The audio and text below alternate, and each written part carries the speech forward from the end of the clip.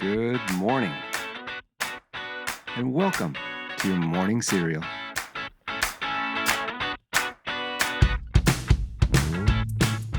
Okay, good morning, and welcome to Tuesday. Well, looks like we're really going to do this week after all. I mean, we're already into Tuesday, so there's no turning back now. And we've got a lot going for us today. To start with, it's International Waffle Day. Now, I personally like some chocolate chips in my waffles, little side of bacon. I mean, that sounds pretty darn good to me.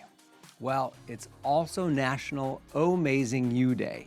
And I can get behind the meaning of this day. It's just a day to give and experience unconditional love for yourself. That's good, right? I mean, we all need to love ourselves before we can give healthy love to others. And everyone's favorite gal pal, Carrie Bradshaw, she also understands the significance of self-love and understanding yourself. She said, quote, "The most exciting, challenging, and significant relationship of all is the one you have with yourself," end quote.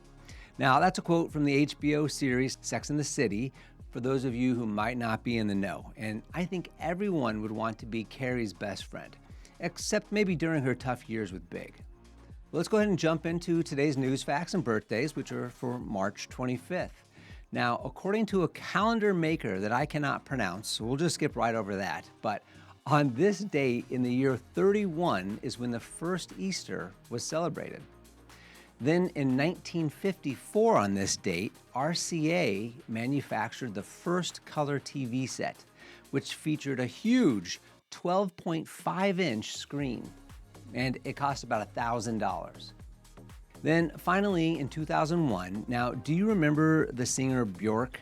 Maybe not, but you may remember that on this day in 2001, and I'm sure you might remember the dress that she wore to the Oscars. The dress was a white swan. Not a real one, but a big, fluffy white swan with the neck wrapping around Bjork's neck, had a big orange beak and everything. Well, anyways, this was the day that she wore it, 24 years ago. Wow, that is a quick, nearly quarter century. Well, happy birthday if today is your birthday. You share a birthday with astronaut Jim Lovell, he's 97. Sex and the City star Sarah Jessica Parker, she's 60 today. And singer Elton John, he's 78. And the number one movie on this date back in 1989 was The Burbs. Now, this is a movie starring Tom Hanks that I've never seen, and I've seen almost all of Tom Hanks' movies. I mean, he just puts out hits.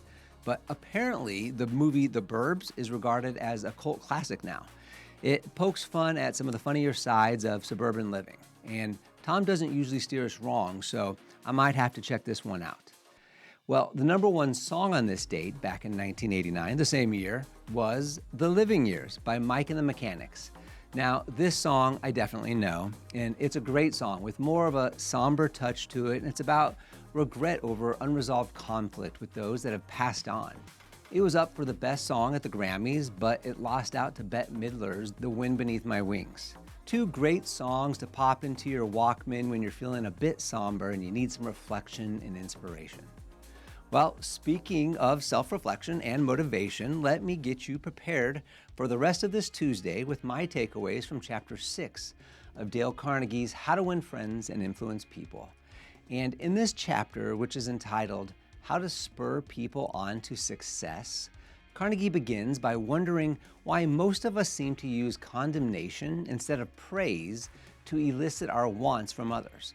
Carnegie says, quote, "Let us praise even the slightest improvement. That inspires the other person to keep on improving," end quote. And Carnegie quotes psychologist Jess Lair, who wrote, quote, "Praise is like sunlight to the warm human spirit. We cannot flower and grow without it," end quote. And Carnegie provides a few examples of how praise and encouragement can and did change someone's life. He points out that different people like Enrico Caruso, an opera singer, or Charles Dickens, and H.G. Wells, they could all point to a single moment in their lives that someone praised and provided them with encouragement when they needed it the most. And they all went on to be successful because of it. And the moments of praise weren't necessarily huge or dramatic scenes, but they were just sincere support in a time of need. But criticism, on the other hand, works the opposite way. Carnegie says, quote, with humans, that when criticism is minimized and praise is emphasized, the good things people do will be reinforced and the poorer things will atrophy for lack of attention, end quote. Well, tomorrow I'm going to finish the summary of this chapter 6 and give you Carnegie's principle number 6. But I think we're picking up what Carnegie's putting down here. Give people praise. It can move mountains. Well, it's going to be an amazing day, so just keep putting one foot in front of the other. You'll get there. Thanks for joining us today. Come back tomorrow and have a fantastic day. Don't forget to follow and subscribe to the Morning Serial podcast on the One Life Live It channel. You can find more episodes and videos by visiting our YouTube channel and the website at Sean Inglis and at SeanInglis.com, where you can also follow our other podcasts, the Mr. and Mrs. Inglis podcast and the Life Happens podcast. In these other podcasts, we'll dive deeper into everyday issues, self-improvement and well-being, business and finance, and we welcome special guests too. So join us. It'll be a good time, I promise. Thanks again for listening. Have a fantastic day, and we'll see you tomorrow.